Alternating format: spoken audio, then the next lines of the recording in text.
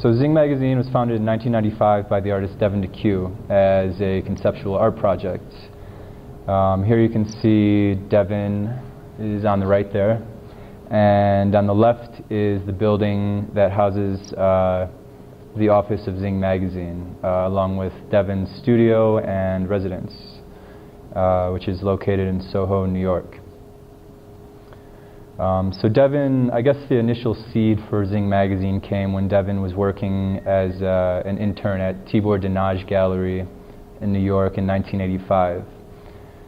She was assigned the task to go through old art forum magazines, sort of organizing them, and came across a spread featuring a piece by the artist Lucas Samaras.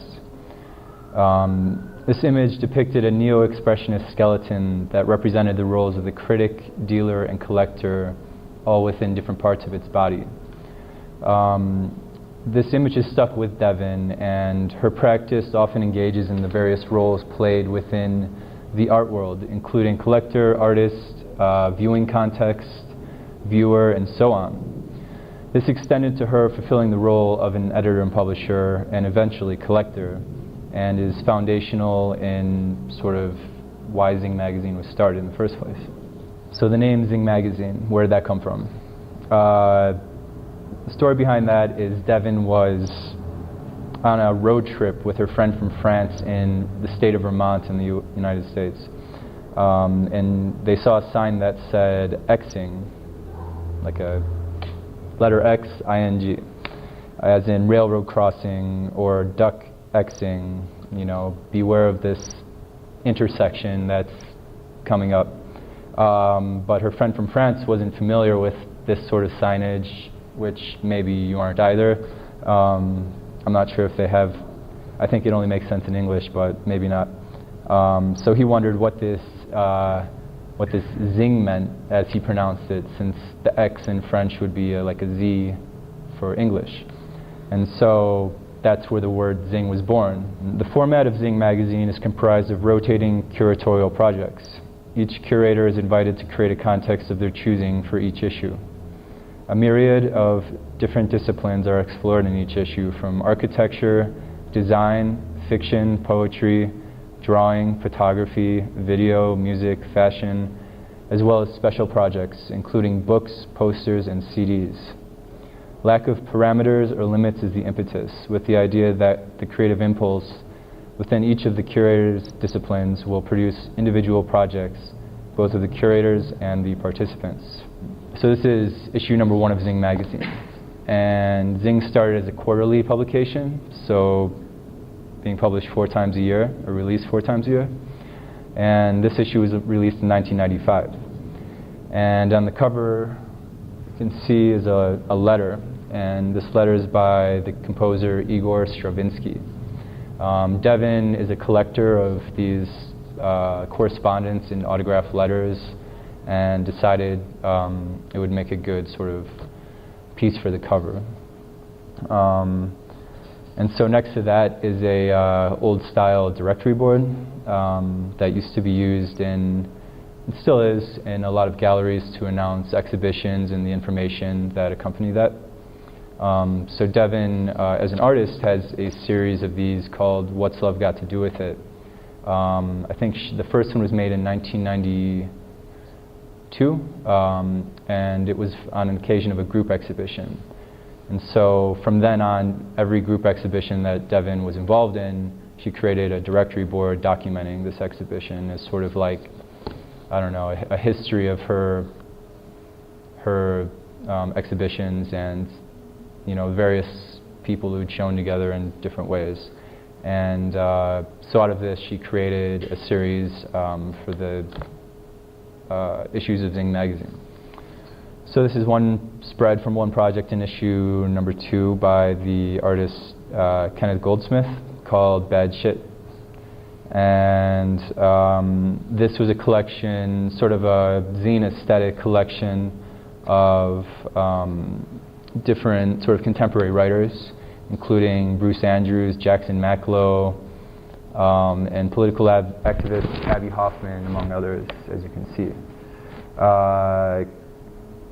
Kenny is now more well known as a writer in his own regard, even though he started as a visual artist. And coincidentally, Kenneth Goldsmith also created our original website in 1996. And he was one of the first people that was making websites in New York for galleries during that period. And Devin ran into him one day in Soho walking his dog, and they had a conversation about Zing magazine, and he basically advocated for publications as something that had a lasting presence as opposed to something like a gallery show, which is more temporary. And so encouraged Devin in this venture because of that. This is the Zing magazine's first color project. All the other projects in the previous issues were in black and white. And this is a project called Fevered Cabin, Antarctic Figments, a work in regress by the artist Dan Asher. And there are a series of photos from Antarctica. Dan went on a voyage there in the 90s on some Russian icebreaker ship and took these amazing photographs there. So Dan Asher is a very interesting person, or was. He passed in 2010, but he was, had been in New York since the 70s, photographed punk shows at CBGB's, hung out with Basquiat, did everything, and was a well-known figure in the Lower East Side and East Village his whole life. He traveled to remote destinations such as Antarctica, the Amazon, Greenland, Mongolia, and was a longtime friend of Devin's. Devin supported him, over his career, and was a big believer in Dan Asher. Here's issue 15 with one of the more popular covers in Zing magazine history. This features a project by Momio Torimitsu called Somehow I Don't Feel Comfortable. And so the project was mainly drawings of these sort of pop cultural rabbits in groups. And these drawings, I guess, were in part preparation for sculpture work, including these inflatable bunnies, which are part of the DeQ collection, which is Devin DeQ, the editor and publisher of Zing's contemporary art collection in Denver, Colorado. So the DeQ collection was established in 1998 and opened to the public in 2003. It functions as sort of like somewhat as an extension of Zing magazine. Natural extension being that it's bringing the work from the page into, I guess, the three-dimensional world where the art originated. And the DeQ collection includes 30-plus international contemporary artists, and sort of furthers Devin's interest in this exchange between collector, artist, viewing context, and viewer. Which leads us to issue 24, which is the current issue, and which you can see here. So I thought this cover was like very resonant with what Zing magazine is. In a lot of ways, you see this girl sitting on the floor in front of this big old analog machine, which I barely even know what it is. There's a reel-to-reel, there's maybe a record player there, obviously a very old piece of technology. And so, Zing's kind of like this in some ways. It's not a lot of magazines like Zing are being made anymore. I think it's like a holdover from a certain era, but I think that's also what makes it interesting. It's the same way, people, vinyl records, sales have actually gone up in the past couple of years.